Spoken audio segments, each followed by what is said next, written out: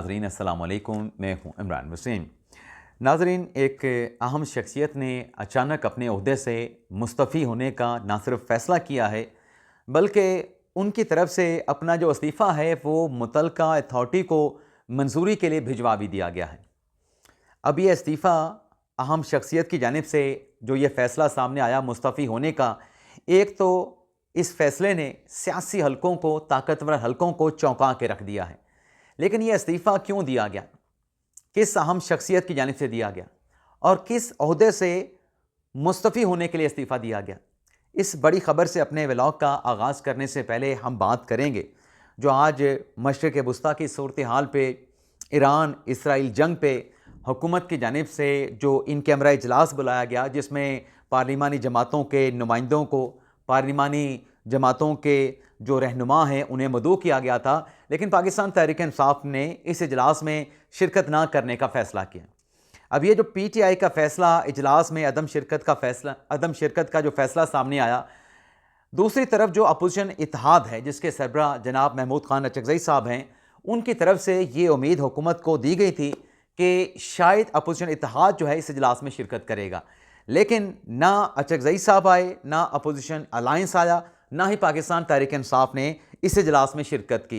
अब इस इजलास में अदम शिरकत का जो फ़ैसला है वो महंगा कैसे पड़ेगा, लेकिन उसके साथ साथ ये फ़ैसला क्यों किया गया, ये फ़ैसला किस अना, किस ज़िद की बुनियाद पे किया गया, ये बिल्ली भी थैले से बाहर आ चुकी है। तो इस खबर की जो डिटेल है, इससे अपने व्लॉग का आगाज़ करेंगे। कुछ और भी खबरें हैं, पिछले चंद घंटों में जो डेवलपमेंट्स हुई हैं उनकी तफसीलात भी आपकी खिदमत में पेश करेंगे। तो पहली खबर से नाज़रीन गुफ्तगू का आगाज़ करते हैं।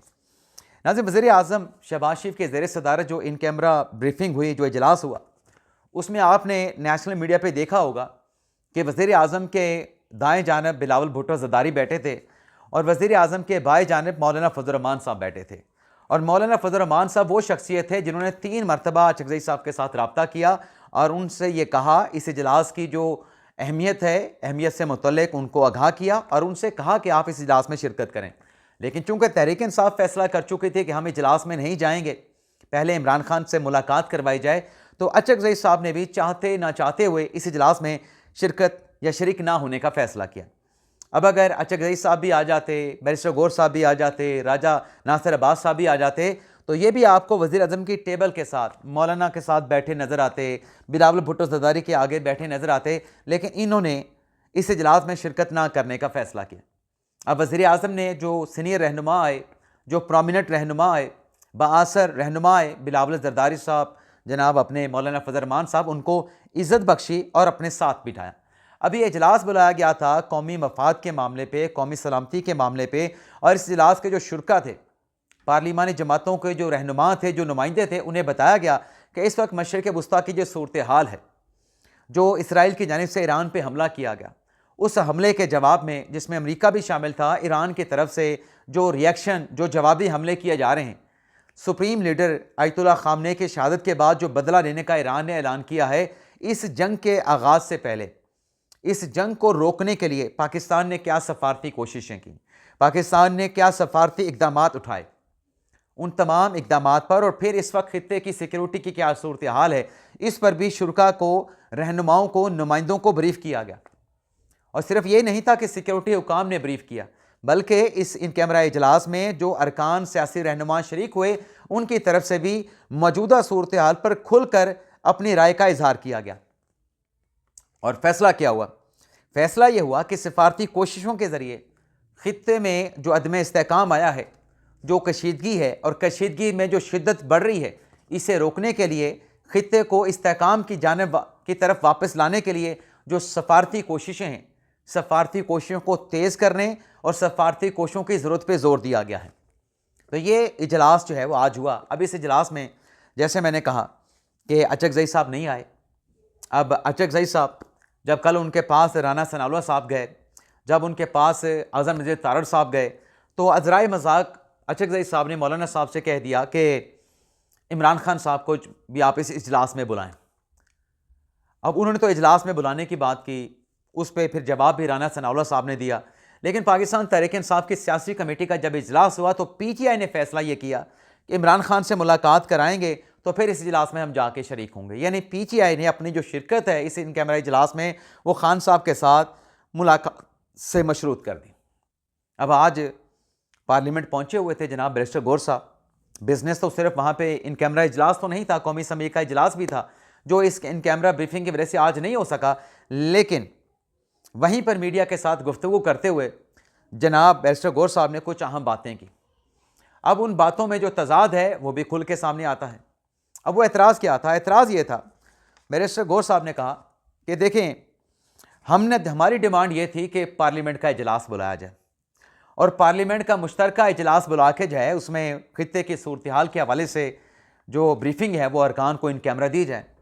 अब ये पाकिस्तान तहरीक इंसाफ वाले पार्लियामेंट को नहीं मानते और कहते हैं कि फार्म 47 वाले हैं, हम फार्म 45 वाले हैं। अच्छा नाज़रीन, यहाँ पे जो फार्म 45, फार्म 47 की जो तकरार, जो गर्दान है, आज सुप्रीम कोर्ट के सामने जो पाकिस्तान तहरीक इंसाफ के टिकट होल्डर आए हुए थे जो कि 18 फरवरी 2024 के इलेक्शन में नहीं जीत पाए थे, वो भी अपने आप को फार्म 45 वाला कह रहे थे। मैंने उनसे कहा, भाई आप फार्म 45 वाले कैसे हो गए? आपके जो लोग जीते हैं आप उनको फार्म 45 वाला कहते हैं और जो हुकूमत के जीते हैं आप उनको फार्म 47 वाला कहते हैं। आप तो जीते भी नहीं, आप अपने आप को कैसे फार्म 45 वाला कह सकते हैं? वो कहते जी हमें हरवाया गया है फार्म 47 के जरिए।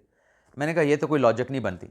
अब ये जो बैरिस्टर गौर साहब कह रहे हैं ना कि पार्लियामेंट और उसका मुश्तरका इजलास बुला के ब्रीफिंग दी जाती, भाई अब अलीमा खान साहबा कहती हैं कि आप इजलास में जाएंगे तो पार्लियामेंट की जो लेजिटिमेसी है आप उसकी कानूनी हैसियत को तस्लीम करेंगे।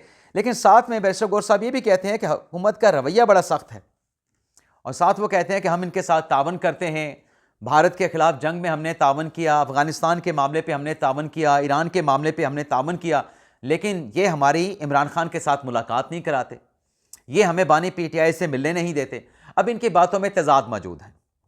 तहरीक इंसाफ के मौक़िफ़ में तजाद क्या है? एक तरफ कहते हैं कि इमरान खान के साथ मुलाकात नहीं करवाई गई, दूसरी तरफ कहते हैं कि मुल्क की कौमी सलामती के लिए हम साथ खड़े हैं, सपोर्ट करने के लिए तैयार हैं। हमने माजी में भी सपोर्ट किया ईरान के मामले पे, भारत के मामले पे, अफगानिस्तान के मामले पे। और भाई ये भी तो कौमी सलामती का ही मामला था ना। कौमी सलामती के मामले पे आप एक नुक्ता लेके आ गए कि इमरान खान के साथ मुलाकात करवाई जाए। इमरान खान के साथ मुलाकात वाला जो मामला है, इमरान खान साहब की सेहत का जो मामला है जिसको आप अपनी तरजीह करार देते हैं, वो आपने खुद ही हाई कोर्ट से रिज्यू कर रखा है। हाई कोर्ट ने आपको 10 मार्च की तारीख भी दे रखी है। तो फिर उस मामले को इसके साथ घसीटना, एक इंडिविजुअल पार्टी के मैटर को आप उसे कौमी सलामती के साथ तो नहीं जोड़ सकते। तो सिर्फ मकसद इमरान खान साहब के साथ मुलाकात, और दूसरी तरफ मकसद क्या है? एक बड़ा कॉज है और वो कौमी सलामती से जुड़ा है, वो खित्ते की सिक्योरिटी से जुड़ा है, खित्ते के इस्तेहकाम से जुड़ा है, खित्ते के अमन से जुड़ा है। लेकिन PTI ने फैसला किया इंडिविजुअल सतह पे कि खान साहब के साथ मुलाकात करवाएंगे, अदरवाइज़ इसमें हम शरीक नहीं होंगे। अब खान साहब की रिहाई के लिए जितनी तगोदो कर रही है पाकिस्तान तहरीक इंसाफ या अचकज़ई साहब, आज पार्लियामेंट के बाहर महमूद खान अचकज़ई से एक सवाल किया एक साफ़ी ने कि इमरान खान साहब की रिहाई के लिए आप क्या करेंगे, आपके पास नया प्लान क्या है? तो अचकज़ई साहब ने क्या जवाब दिया? अचकज़ई साहब ने जवाब यह दिया कि तुम जो मतलब वो कह रहे थे तुम्हें जेल में बिठाएंगे और तुम्हारी जगह पे इमरान खान को रिहा करा लेंगे। ये अचकज़ई साहब ने जवाब दिया कि साफ़ी को कह रहे हैं कि तुम्हें जेल में बिठा के तुम्हारी जगह पे खान साहब को रिहा करवा लेंगे। इससे आप अंदाज़ा कर सकते हैं कि अचकज़ई साहब इमरान खान साहब की रिहाई के मामले को लेकर कितने संजीदा हैं। वो इमरान खान जिन्होंने अचकज़ई को अपोजिशन लीडर बनाया है, वो इमरान खान की रिहाई के मामले पर एक संजीदा सवाल के ऊपर कैसा जवाब दे रहे हैं साफ़ी को कि तुम्हें जेल में डालूंगा, तुम्हें जेल में डलवा के इमरान खान को रिहा कराऊंगा। अब ये बात तो किसी तरीके से भी ज़मीनी हक़ाइक़ के या फिर मतलब इसका कोई हकीकत के साथ कोई ताल्लुक़ नहीं बनता।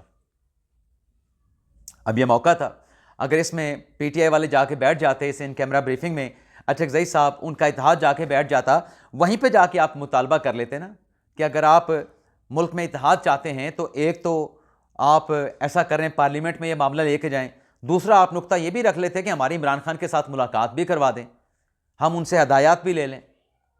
और ख़ान साहब की हदायत क्या आनी है? ख़ान साहब की वही हदायत आनी है जो अलीमा खान साहबा कल साथियों के साथ गुफ्तगू में कह रही थी कि जंग मसले का हल नहीं, सीखना है तो पाकिस्तान ईरान से सीखे। अफ़गानिस्तान तो 50 साल से जंग में है, वो तो बड़े मासूम हैं। बदमाश तशद्दुद पसंद तो पाकिस्तान है, पाकिस्तान की अफवाज है। जो कुर्बानियां भी दे रही है, बाकी सारे मासूम हैं। सिर्फ अगर कोई गुनाहगार है तो पाकिस्तान है, पाकिस्तान की इस्टेब्लिशमेंट है। तो खान साहब के साथ मुलाकात करके क्या मौक़िफ़ सामने आना था? यही मौक़िफ़ सामने आना था ना। चलें, इन्होंने मौका ज़ाया किया, अपना मौक़िफ़ वहाँ पे दे सकते थे। लेकिन दूसरी तरफ नाज़रीन, पीपल्स पार्टी से कुछ तहफ़्फ़ुज़ात हुकूमत के थे, कुछ पीपल्स पार्टी के तहफ़्फ़ुज़ात थे, क्योंकि हुकूमत नैब के कानून में कुछ नई तरमीम मुतारिफ़ करवाने जा रही है। अब वो तरमीम क्या है? उन तरमीम से मुतल्लिक़ एक तो ये बात पता चली कि जो एक अमाउंट है 50 करोड़ की, उसको कम किया जाएगा, शायद 30 करोड़ पे लाया जाएगा। और जो चेयरमैन नैब की मुद्दत मुलाज़मत है, उसमें तौसीह से मुतल्लिक़ एक प्रोविज़न डाली जाएगी कि एक्सटेंशन कैसे होगी। कुछ और भी नई अमेंडमेंट्स नैब कानून में शामिल की गई हैं। अब इसके ऊपर जो रिजर्वेशन पाकिस्तान पीपल्स पार्टी के थे, उस पर हुकूमत ने इंगेज किया पीपल्स पार्टी को, और जो भी तहफ़्फ़ुज़ात थे उनमें मोस्टली ऑलमोस्ट जो बात सामने आई है कि दोनों जमातों में, इत्तेहादियों में जो है वो इत्तफ़ाक़ राय हो चुका है। और कल जुमेरात के दिन ये जो बिल है नैब तरमीम से मुतल्लिक़, ये पार्लियामेंट के इजलास में पेश किए जाने का इम्कान है। तो ये पार्लियामेंट में नहीं जाते, हुकूमत के पास नहीं जाते, इन कैमरा ब्रीफिंग में नहीं जाते।